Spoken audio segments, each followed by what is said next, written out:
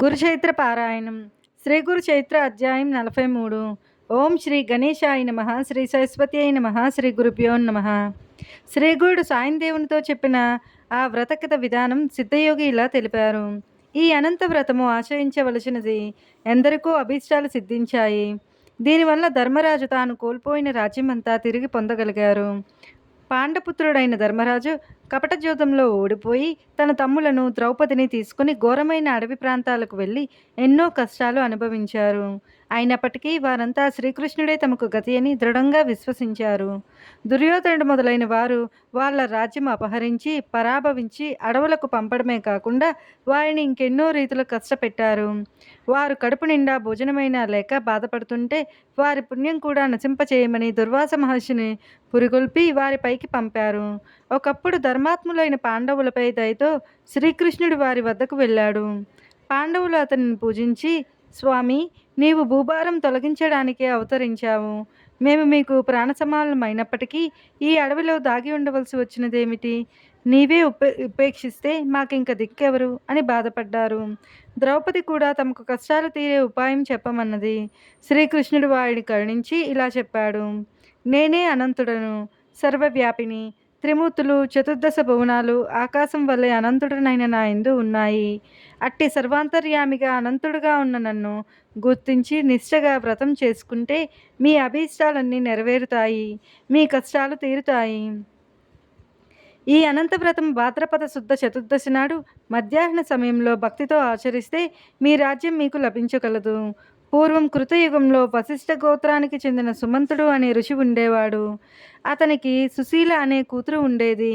ఆమె జన్మించిన కొద్ది కాలానికే అతని భార్య దీక్షాదేవి చనిపోయింది.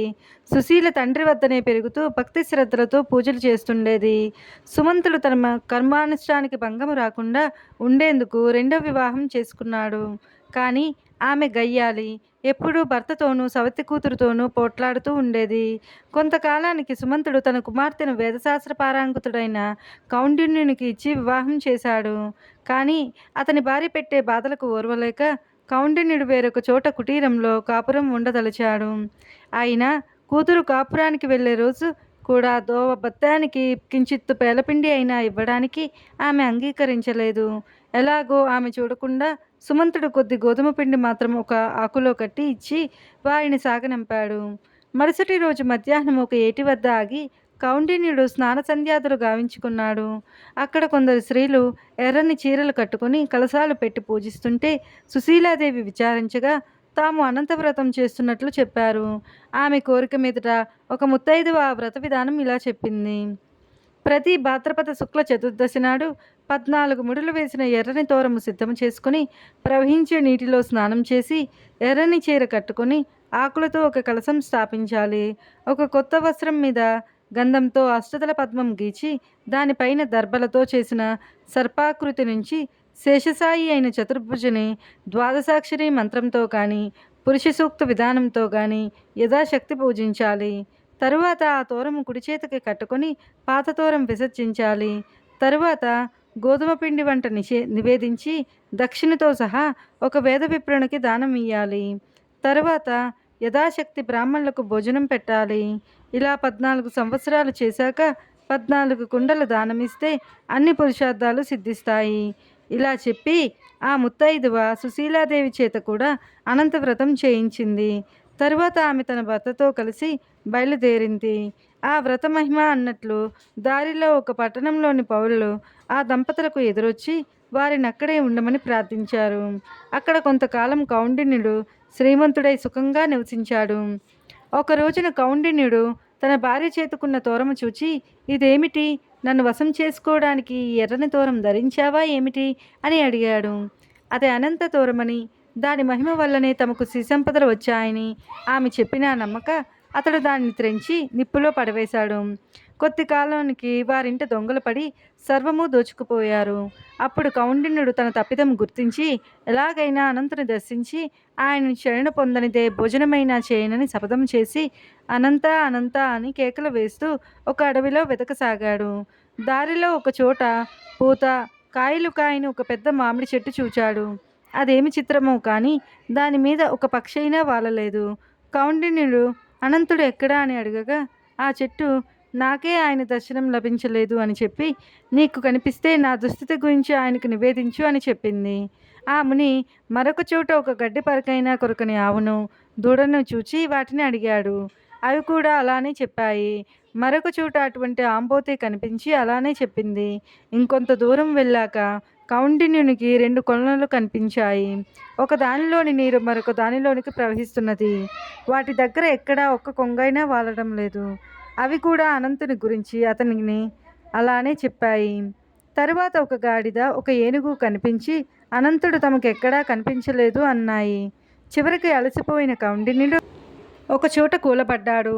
అప్పుడు ఒక ముసలివాడు అతనిని చేయి పట్టి లేవదీసి, అనంతుని చూపిస్తాను రమ్మని ఒక అందమైన పట్టణంలోని రాజభవనంలో సింహాసనం పైనున్న ఒక సుందర విగ్రహుని చూపించాడు.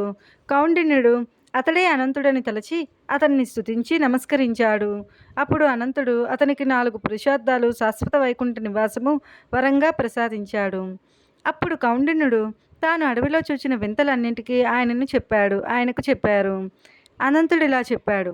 పూర్వము ఒక విప్రుడు విద్వాంసుడై కూడా ఎవరికీ విద్య నేర్పకుండా తన కాలమంతా శాస్త్రవాదాలతోనే గడిపాడు. అందుకు అతడు మరుజన్మలో ఆ వ్యర్థమైన మామిడి చెట్టై అడవి పాలయ్యాడు.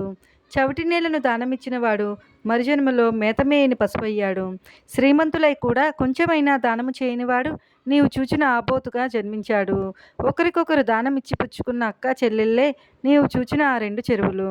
క్రోధము వహించిన వాడు గాడిదగాను, మదించి విచ్చలవిడిగా ప్రవర్తించిన వాడు ఏనుగ్గాను జన్మించారు.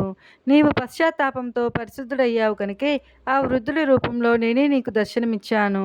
అవన్నీ పశ్చాత్తాపంతో తమ దుస్థితి నీతో చెప్పుకొని నాకు తెలుపమని నిన్ను కోరినాయి కనుకనే వాటన్నింటికీ ముక్తి కలిగింది. నీవు పునర్వసు నక్షత్రమై శాశ్వతంగా ఆకాశంలో నిలుస్తావు అని అనంతుడు ఆశీర్వదించి పంపాడు. అప్పటి నుంచి సుశీలాదేవి, కౌండిన్యుడు సుఖంగా జీవించి తరువాత వైకుంఠానికి వెళ్ళారు. శ్రీకృష్ణుడు చెప్పిన ఈ కథ విని పాండవులు అనంత వ్రతం ఆచరించి అనంతుని కృప వలన యుద్ధంలో శత్రువులను ఓడించి మరలా రాజ్యం సంపాదించుకోగలిగారు. నమ్మి ఈ వ్రతం ఆచరించి సత్ఫలితం పొందిన వారే లేరు.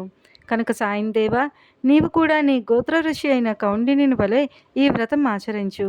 ముందు ముందు నాగనాథుడు అతని సంతతి వారు నిష్ఠతో ఈ వ్రతం ఆచరించి శ్రీగుడిని పూజించి అచ్చటి బ్రాహ్మణులకు, సన్యాసులకు సంతర్పణ చేశారు. తరువాత అతడు తన భార్యాబిడ్డలను ఇంటి వద్దనే దించివచ్చి తన జీవిత శేషమంతా గురుసేవలోనే గడిపి తరించారు. అందువల్లనే నీకు ఈనాడు కల్పవృక్షం వంటి శ్రీగురు చరిత్ర లభించింది.